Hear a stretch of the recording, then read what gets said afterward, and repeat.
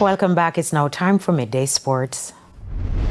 Jamaica's Reggae Boyz will do battle against the Trinidad and Tobago's Soca Warriors in the opening match of the Unity Cup at the Brentford Stadium in England this afternoon, Jamaica time. Match time is 1:45. This will be the third meeting of the teams in 2025, having played 2 matches in a friendly series in Jamaica in February. In that series, the sides played to a 1-1 draw in the first match at the Montego Bay Sports Complex, before the Reggae Boyz secured a 1-0 win at the Anthony Spaulding Sports Complex in the second encounter. Head coach Steve McLaren gave his expectations of the contest at Monday's press conference. Tomorrow is going to be a tough game for us, because we're not at full strength.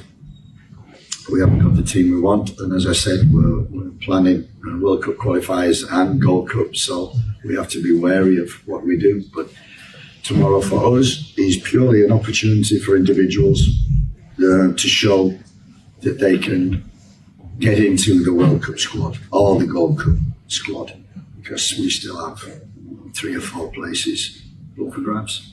The Unity Cup is an Afro-Caribbean international football tournament which will also feature Nigeria and Ghana. This will be the second staging of the tournament, which was first held in 2004. Multiple Olympic and world champion Shelly Fraser-Pryce says she's excited about the 2025 season. With the national championships a month away, Fraser-Pryce has already recorded times of 11.04 and a win-aided 10.94 for the 100 meters. Because I believe that this season will be one of my greatest seasons yet, and I'm grateful for all the, just the opportunities that I'll get to race and the competition, and looking forward to celebrating this year in fine style. The National Championships is set for June 26 to 29 at the National Stadium and will be used to select Jamaica's theme to the World Championships in Tokyo, Japan in September. Fraser-Pryce spoke to TVJ Sports on Sunday at the renaming of Ashoka Road in Waterhouse in her honor. As an athlete, I know my body, I know how I feel, I know what I'm looking forward to, and I'm excited for where I'm at, and I'm looking forward to where I'm going.